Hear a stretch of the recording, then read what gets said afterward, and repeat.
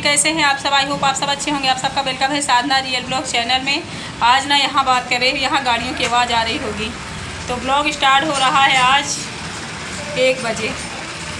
Tractor निकल रहा है मेरे घर के बाहर से, ये भयानक वॉइस आ रही है। चलिए, अभी लंच नहीं बना है, लंच जा रहे हूँ बनाने। सुबह मैंने बनाया था आलू और बैगन की सब्ज़ी, रोटी, बस वही हम लोग खाए हैं। इस समय ना सूखी आलू बैगन की सब्ज़ी मुझे अच्छी लगती है, बच्चे भी खा लेते हैं अच्छे से। तो चलिए लग जाते हैं काम में, और आप सब बने रहिएगा। अगर अच्छा लगे तो चैनल को सब्सक्राइब जरूर कर लेना, ठीक है। चलिए फिर लगते हैं होमवर्क में।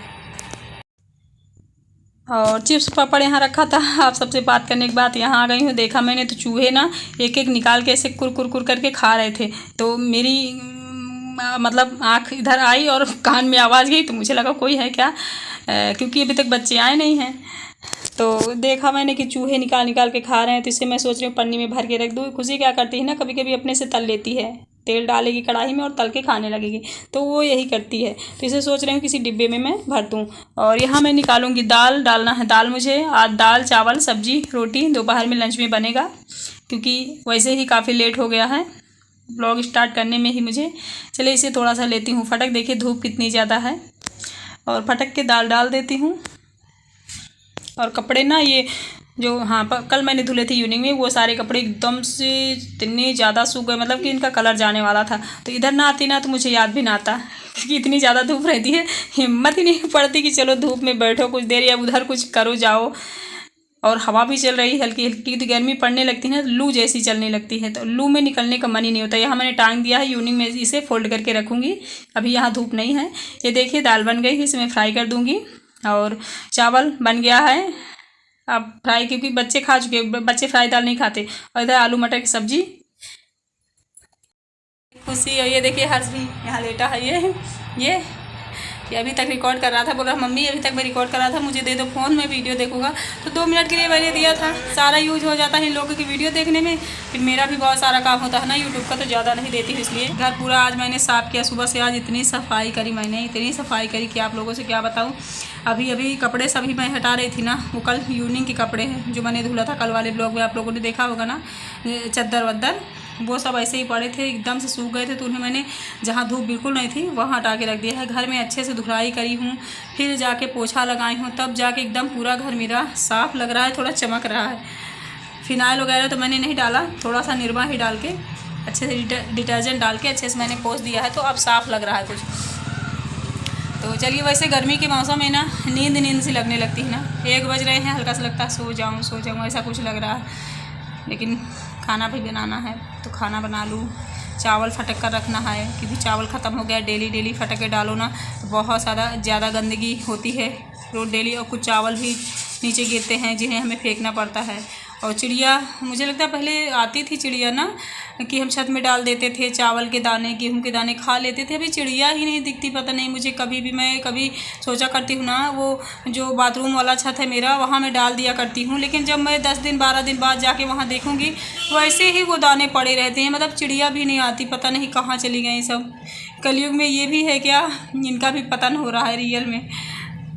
कलयुग में ना बहुत सारे ऐसी चीज़ें हो रही हैं, चाहे जीवों के साथ हो, चाहे मानव के साथ हो, चाहे स्त्रियों के साथ हो, चाहे जिसके साथ हो, सब कुछ एक अलग हो रहा है ना। जो श्री कृष्ण भगवान ने कहा था ना, कलयुग में वो होगा जो आप लोगों ने कभी सोचा नहीं होगा। तो रियल बात है ये। बहुत सारी चीज़ें ऐसी हो रही हैं हमारे लाइफ में, जो हमको नॉर्मल लगती हैं, बट नॉर्मल है नहीं। चलिए इतना नहीं सोचते हैं, कृष्ण भगवान की बातें उन्हीं पे छोड़ देते हैं, और कोशिश करते कि हम थोड़ी बहुत फॉलो कर सकें अच्छी चीज़ें, है ना। और ये दोनों बात करने लगे हैं, खुशी और हर्ष। चलिए फिर लग जाती हूँ काम में, नहीं बात ही करने लगती हूँ। चलिए देखिए, आज बात ही करती रहेगी आप सबसे। इधर हर्ष क्या कर रहा है, ये आटा घी मिला के खा रहा है। घी चीनी आटा, अगर आप सब खाते होंगे तो आपको पता होगा। तो ये वही चम्मच से आटा निकाला है, अरे घी निकाला है, आटा निकाला, पूरा इंडक्शन में अड़ा के रखा है। तो इसे मैं डांट रही थी, मैं उधर आप सबसे बातें कर रही थी ना, इधर ये सब ये कर रहे थे। और स्कूल से आ गए हैं, अब भाग गया। डांट मिल गई ना तो ये भाग गया। शिव होता तो यहाँ से जाता नहीं, वो बड़ा जिद्दी है। वो कहता नहीं मैं तो लेके जाऊँगा, मम्मी आप चिल्लाते रहिए, आपको मारना है मार लीजिए, झापड़ मार लीजिए, बट मैं तो लेके जाऊँगा, ऐसा कुछ करते हैं। तो चलिए फिर इन सबको मैं खाना निकाल देती हूँ, फिर बात करती हूँ। बहुत ही इम्पॉर्टेंट, क्योंकि मुझे लगता है इनके बारे में बात करना बहुत ज़रूरी है। इनका हम सब सपोर्ट करें, उठाना आवाज़ ज़रूरी है। और वैसे मैं बात तो नहीं करना चाहती थी घम्मू जी के बारे में।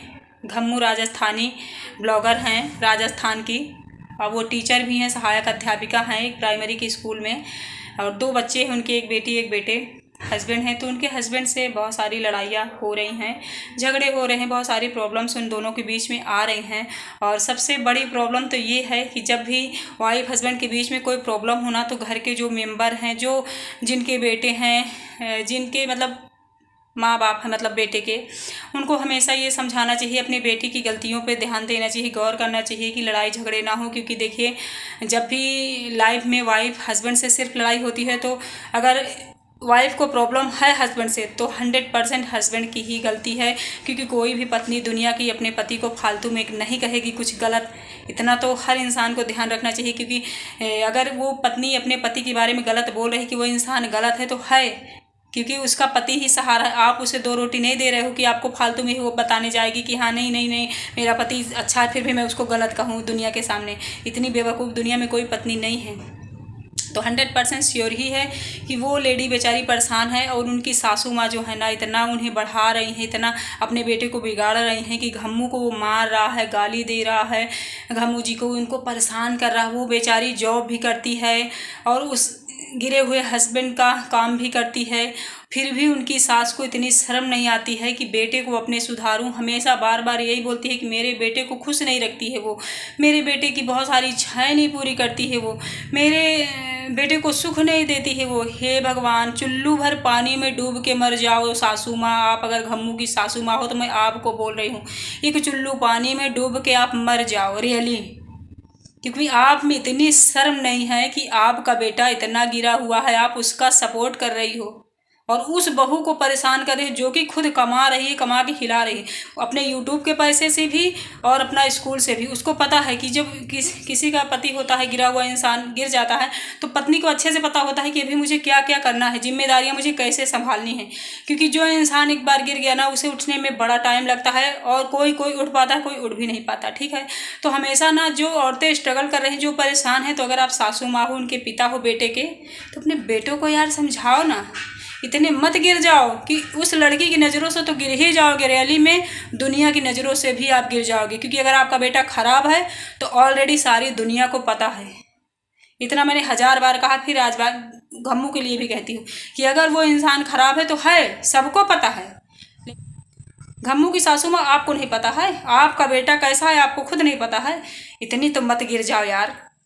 लेडी हो, लेडी की इज्जत करना सीखो। और आप बुजुर्ग होने लगी हो, खैर जो इंसान बिगड़ गया है वो अब आपके कहने से तो संभलेगा नहीं, लेकिन कम से कम बहू की नज़रों में उठ जाओ। वो कमा रही है, कल आपको भी काम देगी। लेकिन आप तो इतने गिरे हो कि यार कि उस बहू से ही नज़रों से गिर रही हो, बेटे के नज़रों से तो गिरी ही होगी। क्योंकि बेटा जब पत्नी का सगा नहीं तो आपका सगा कहाँ होगा। क्योंकि ये कलयुग है, यहाँ इंसान अपनी फैमिली को ही अच्छा सा समझा के चल ले, जैसे पत्नी बच्चे, और किसी को करे ना करे तब भी माँ बाप खुश होते हैं कि चलो कोई बात नहीं, हमें कुछ देता है कि नहीं देता, हमारा कुछ करता है कि नहीं करता, कोई बात नहीं, कम से कम अपनी फैमिली और बच्चों को तो अच्छे से रखता है। जो रियल में अच्छे माँ बाप होते हैं वो यही सोचते हैं कि कोई बात नहीं, हमारा नहीं करता, अपनी फैमिली को तो अच्छे से रख रहा है। लेकिन आपका बेटा अपनी फैमिली को भी कुछ नहीं रख रहा, फिर भी आप उसको सराह रही हो। हद है यार। सिर्फ इतना कहना था फ्रेंड्स। अगर आप लोगों को मेरी बातें सही लगी हो ना तो मुझे कमेंट करके बताना। चलिए मैं अपने काम में लग जाती हूँ, ज़्यादा बात नहीं करती हूँ। मैं 3 दिन से उनकी वीडियो घम्मू की देख रही हूँ, मुझे बहुत ज़्यादा बुरा लगा। क्योंकि एक वर्किंग वूमेन है, सरकारी जॉब में है, यूट्यूब में भी कमा रही, उसका आप सम्मान को उसको आप प्रताड़ित करो। इतना मारा उसको इस हस्बैंड ने, इतना मारा कि बेचारी की मैं क्या बताऊँ। दरे दरे उनके काला जो होता है ना, चकता चकता पड़े हुए, और फिर भी इनकी सासू माँ बोल रही मेरा बेटा अच्छा है। हद है यार, हद है, हद है, हद है। आप औरत जात पे कलंक हो। मतलब मुझे तो ऐसी औरतों से बड़ी नफरत है भाई। गलत को गलत कहो, सही को सही कहो। मैं ये नहीं कहती कि सिर्फ उसको कहो, लेकिन गलत को गलत कहो, इतनी औकात रखो। चलो फिर मिलती हूँ। दुनिया क्या कहेगी? दुनिया यार जब उस गधे को कुछ नहीं कह रही तो आप क्यों डर रहे हो? तो घम्मू जी ने जो किया बहुत अच्छा किया। इतना ज़्यादा सहेंगी, कैसे सहेंगी यार? हर चीज़ की हद होती है। तो इसलिए घम्मू के बारे में मैंने इतनी बात कही, मुझे ज़रूरी लगा।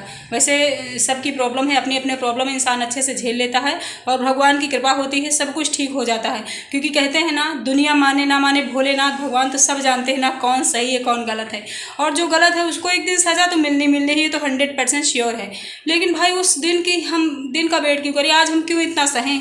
तो घम्मू जी ने जो भी डिसीजन लिया बहुत ठीक किया, क्योंकि पैसे की तरफ से वो अच्छे से डिपेंड हैं, वो खुद कमाती हैं, पैसे वाली कोई बात नहीं है। और उनको अपने हस्बैंड को झेल रही थी, अभी तक अकेले रह लेंगी 2 बच्चों के साथ, वो ठीक है। लेकिन रोज़ की मारपीट लड़ाई झगड़ा बिल्कुल भी नहीं अच्छा लगता।